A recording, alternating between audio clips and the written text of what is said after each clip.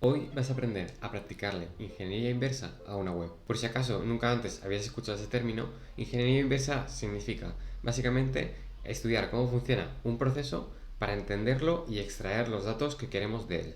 En este caso aplicado a las webs. Sin embargo, eso se aplica de maneras muy diferentes tanto al estudio de videojuegos para aprovechar exploits como en el estudio de hardware de informática y por supuesto para otras cosas de la ingeniería que no son informática. En el día de hoy quería poner como ejemplo la web del Tram Alicante, que es sobre lo que va el proyecto.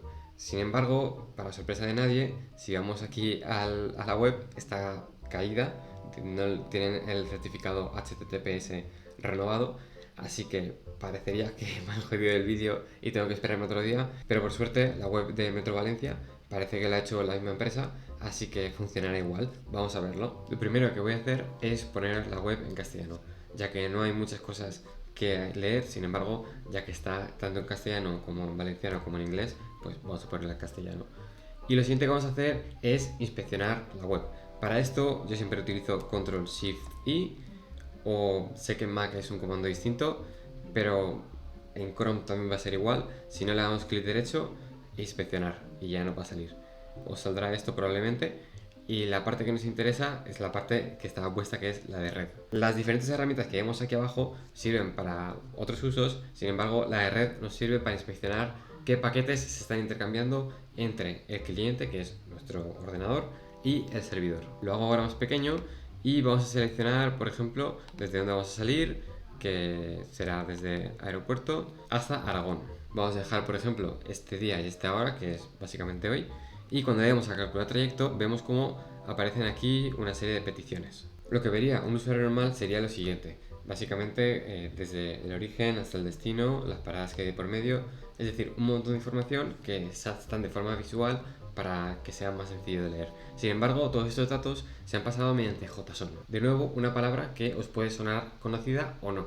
JSON, ¿qué es? Básicamente es un formato de texto que es común para todos los lenguajes. Todos los lenguajes tienen una librería que te permite leer JSON y sirve para crear estructuras. Estructuras que puede tener números enteros, como son 1, 2, 3, cadenas de texto, como puede ser un texto entre comillas, etc.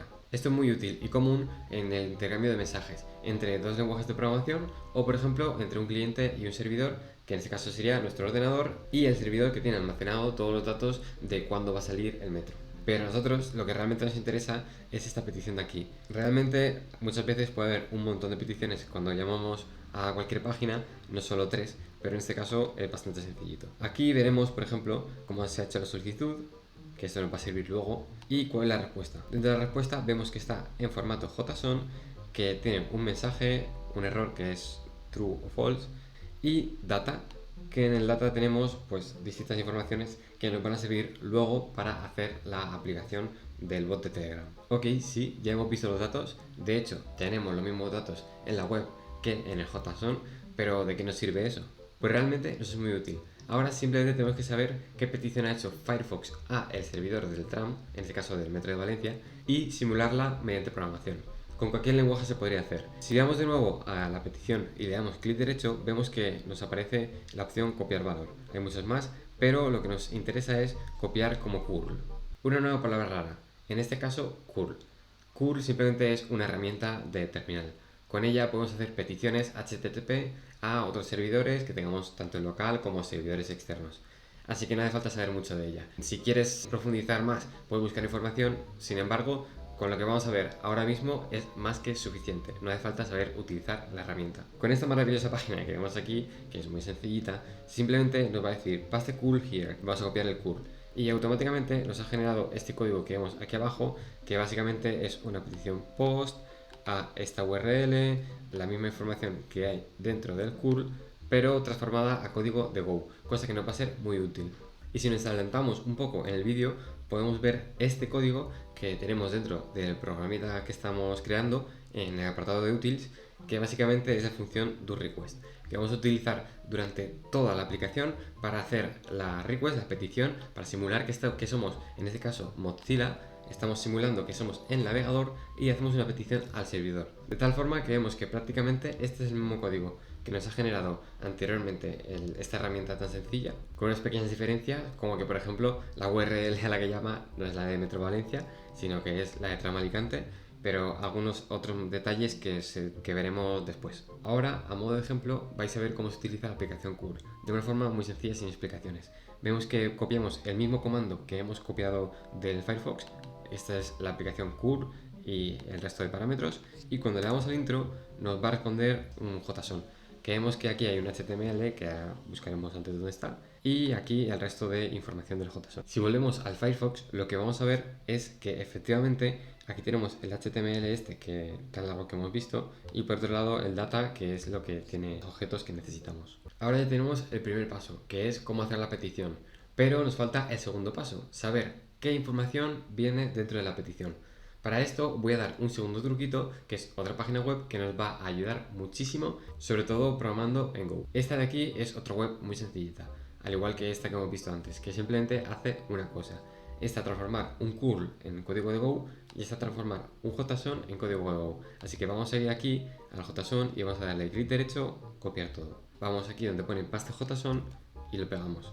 Y automáticamente tendremos generado estructura que representa el mensaje que nos ha devuelto el servidor. Si continuamos investigando dentro del código de nuestra aplicación, vemos que aquí en Plan Your Route, que concuerda con esto que es el planificador y horarios, vemos que tenemos las siguientes estructuras. Yo ya lo he dejado más bonito porque el código de Go nos lo pone automáticamente todo junto, sin embargo aquí me interesaba por legibilidad que estuviese más separado. Y esa realmente es la principal, la que nos ha devuelto. Sin embargo tiene dentro pues todo el resto de información. Como veis he comentado el HTML porque no voy a utilizarlo y no hace falta que esté parseándolo Go. Sin embargo aquí tenemos data, que es lo importante. No quiero seguir con la implementación de Plan Your Route porque eso quiero dejarlo para futuros vídeos. No quiero que este se haga más denso. Sin embargo vamos a volver a el do request para ver qué pequeñas cosas hemos cambiado. En este caso vemos que simplemente he implementado esta línea que simplemente dice al servidor que acepta un tipo de codificación. Sin embargo, como no quise hacer esto más largo, el servidor, si comentamos esta línea, nos devuelve el mensaje decodificado en texto plano, directamente un JSON que podemos parsear, así que genial. Y el segundo cambio que podéis notar es que a la hora de llamar a la petición post, aquí lo que hacemos es pasarle una serie de parámetros. Y esto es porque todos los servicios que nos ofrece, tanto el tram como Metro Valencia, que es el de horario de ruta, horario de estaciones y planifica tu ruta, utilizan el mismo tipo de petición. Quise unirlos todos y lo único que cambia es el body, es decir, esta parte de aquí de la solicitud. Y puse que el body se lo pasará por parámetro, así que esos son todos los cambios que he aplicado. Este sería un método de ingeniería inversa para obtener los datos. Estos son datos cambiantes, por lo que me interesa siempre hacer peticiones. Pero ahora vamos a ver cómo obtener datos estáticos. Estos datos se prevé que no se van a cambiar a no ser que añadan nuevas estaciones de metro, pero bueno, en este caso, por simplicidad, vamos a suponer que no van a cambiar nunca, así que vamos a ver cómo se extraen. Os he dicho antes que al inspeccionar el elemento tenemos varias opciones. Entre ellas, esta es el inspector de HTML, que nos permite seleccionar una parte del HTML y ver cómo está construida. Eso es muy interesante porque de un vistazo podemos tener la información que queremos. Y en este caso, yo lo que quiero encontrar es este select de aquí, que tiene toda la información de todas las paradas. Así que sabiendo que este select es lo que quiero, puedo darle clic derecho, copiar y HTML interno. Así que voy a pegar con control V el texto que acabamos de copiar y vamos a hacer una pequeña limpieza. Rápidamente vamos a darnos cuenta de que tenemos toda la información que necesitamos sobre las paradas. En este caso, el nombre de la parada y el ID con el que vamos a hacer la petición. Lo primero que haremos será limpiar estas dos líneas que no necesitamos para nada. Y ahora se trata un poco de limpiar. Aquí vemos que pone avenida, esto lo quitamos, aquí pone plaza y esto también lo quitamos, y aquí arriba pone selected, que no nos interesa y ahora veremos por qué. A partir de aquí tenemos un claro patrón, y es que todas las líneas empiezan de la misma forma. Si pulsamos control shift L se nos van a seleccionar todos los patrones que cumplen, y si le pulsamos el botón de borrar vemos que aquí tenemos el ID. ¿Vale? Lo siguiente que voy a hacer yo es pulsar control derecha y ponemos el puntero directamente a la siguiente parte que no queremos, y ahora control shift derecha derecha derecha hasta que lleguemos al nombre. En todos los patrones hemos llegado al nombre y aquí simplemente tenemos que poner un borrar. Voy a separarlo con una coma para lo que viene después, y lo último que nos queda por borrar es esta parte de aquí que pone opción, de nuevo control shift L y borrar. y vemos que ahora ya tenemos como si fuese un CSV separado el ID de la parada con el nombre de la parada. Lo siguiente que queremos es construir el JSON. En este caso va a ser un poquito más difícil porque en este teclado no tengo la tecla de inicio-fin, cosa que es muy útil, pero bueno. Así que vamos a construirlo de una forma alternativa. Vamos a poner el final de un string, que sería con la comilla, y el final de un JSON, que se pone con el corchete. Y lo siguiente que vamos a hacer es volver al principio y marcar con Control Shift para abajo el principio de todas las líneas. Como todas las líneas, lo que van a hacer es empezar por corchete, y lo siguiente que quiero es saber el ID. El identificador se escribe en JSON entre comillas, así que voy a poner aquí ID, dos puntos, y vemos que ya tengo el ID, y lo siguiente que quiero escribir es el nombre, ¿no? Así que vamos, después de la coma, repito esto, ¿vale? Estamos en el número, pulsamos control y derecha. Ya estamos al lado de la coma, pulsamos otra vez derecha y estamos a la derecha de la coma.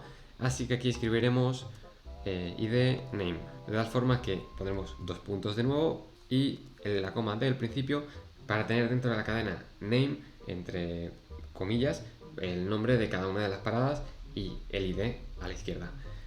Así que simplemente nos faltaría una cosa, que es al final del todo tener una coma. Así que voy a pulsar esto de aquí, lo selecciono, control L, control shift L, perdón, que es lo que ya os he explicado antes, para seleccionar todos los patrones que cumplen este patrón al mismo tiempo, y derecha, coma.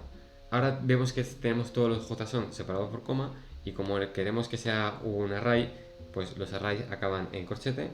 Esta coma de aquí sobraría, y si vamos al principio también ponemos el corchete y ya vemos que se nos colorea todo. Eso es muy interesante porque probablemente el JSON ya esté bien formado.